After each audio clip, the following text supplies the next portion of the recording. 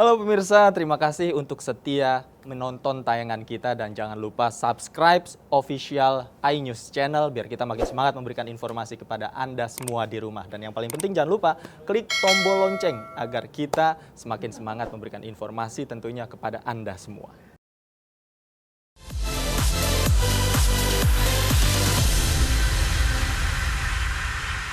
Pemirsa, puluhan korban PHK dan pekerja yang dirumahkan di Jawa Timur akibat pandemi COVID-19 mendatangi posko pendampingan kartu prakerja di kantor Dinas Tenaga Kerja dan Transmigrasi Jawa Timur. Antrian pendaftar dilakukan sesuai dengan protokol COVID-19. Kebijakan pemerintah yang akan memberikan kartu prakerja kepada para pekerja terdampak pandemi COVID-19 disambut antusias.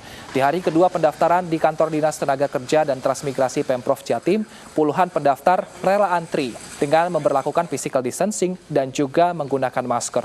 Selain pelatihan para pendaftar kartu prakerja nantinya akan mendapat benefit sebesar Rp600.000 setelah ada konfirmasi dari pemerintah pusat. Nomor 35 sama nomor 36. Sama sekali enggak ingat ya. Ada yang begini apa? Siapa yang begini? Ini emailnya baru atau gimana, Pak? Nama aja sama ya.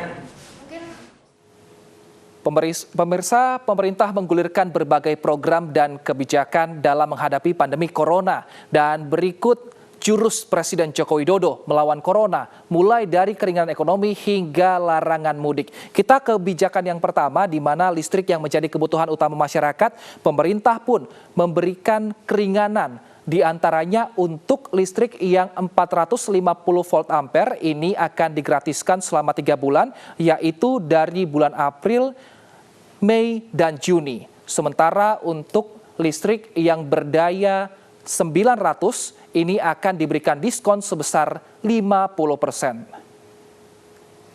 Nah, berikutnya Presiden Joko Widodo juga memberlakukan sejumlah kebijakan diantaranya untuk menjaga jarak, yaitu pembatasan sosial berskala besar yang sudah mulai diterapkan di sejumlah daerah. Kita lihat orang yang ada di depan saya ini jaraknya 1 meter dengan saya. Begitu juga yang di sebelah kiri saya jaraknya juga 1 meter dengan saya. Seharusnya juga dilakukan di belakang dan juga di sebelah kanan. Nah, ini tujuannya adalah untuk mengurangi penyebaran COVID-19 yang terjadi melalui droplet dari mulut kita. Nah, selain itu juga yang dianjurkan pemerintah adalah untuk di rumah saja dan work from home.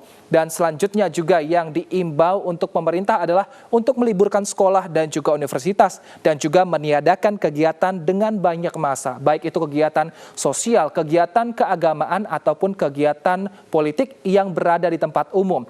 Nah, saat ini juga pemerintah mengeluarkan imbauan untuk larang mudik. Seperti saat ini bus yang biasa digunakan untuk mudik, lalu ada juga kereta api yang selalu digunakan warga untuk mudik, khususnya untuk di daerah Jawa. Ini jadwal pengoperasiannya jika tahun lalu ditambah, tahun ini biasa saja tidak ada penambahan karena pemerintah mengimbau warga untuk tidak mudik. Nah, jikapun mudik, warga diminta untuk mengkarantina mandiri selama 2 pekan, 14 hari. Selain itu juga, warga yang mudik akan ditetapkan dalam status orang dalam pemantauan atau ODP.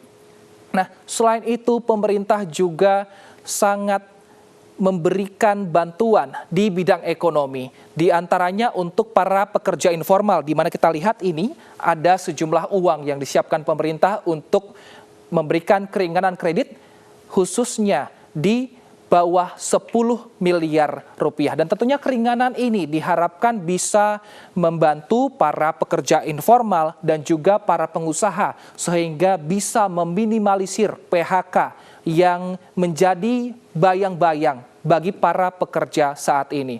Nah, untuk menangani seluruh pandemi virus corona ini, Presiden sungguh serius sehingga mengeluarkan dana yang sangat tinggi, yaitu 400 triliun rupiah yang masuk dalam anggaran pendapatan belanja negara. Dan untuk anggaran 405 triliun rupiah ini nantinya akan dibagi ke beberapa sektor, tentunya untuk pemulihan ekonomi. Kita akan lihat sektor-sektor apa saja yang dibagi dari dana 405 triliun ini. Yang pertama untuk perlindungan sosial sebesar 110 triliun rupiah. Lalu untuk kesehatan sebesar 75 triliun rupiah yang diantaranya juga termasuk insentif untuk tenaga medis dan juga pengadaan APD. Selanjutnya, pemulihan ekonomi sebesar 150 triliun rupiah dan juga insentif perpajakan dan kredit usaha masyarakat sebesar 70,1 triliun rupiah. Upaya dari pemerintah sudah ada. Kini kita masyarakat diminta untuk lebih disiplin, untuk selalu menjaga jarak, untuk tetap di rumah, untuk menjaga kebersihan dan tentunya untuk menjaga kesehatan kita semua. Dan pemirsa, usai sudah iNews siang hari ini. Dan namun sebelumnya kami mengajak Anda untuk meringankan beban saudara-saudara kita yang membutuhkan bantuan. Bersama MNC Peduli, Anda bisa menyalurkan bantuan melalui rekening Yayasan Jalinan Kasih, seperti yang tertera di layar televisi Anda. Pemirsa, saya Wilson Purba undur diri. Terima kasih dan tetaplah di rumah. Tetap sehat dan semangat. Sampai jumpa.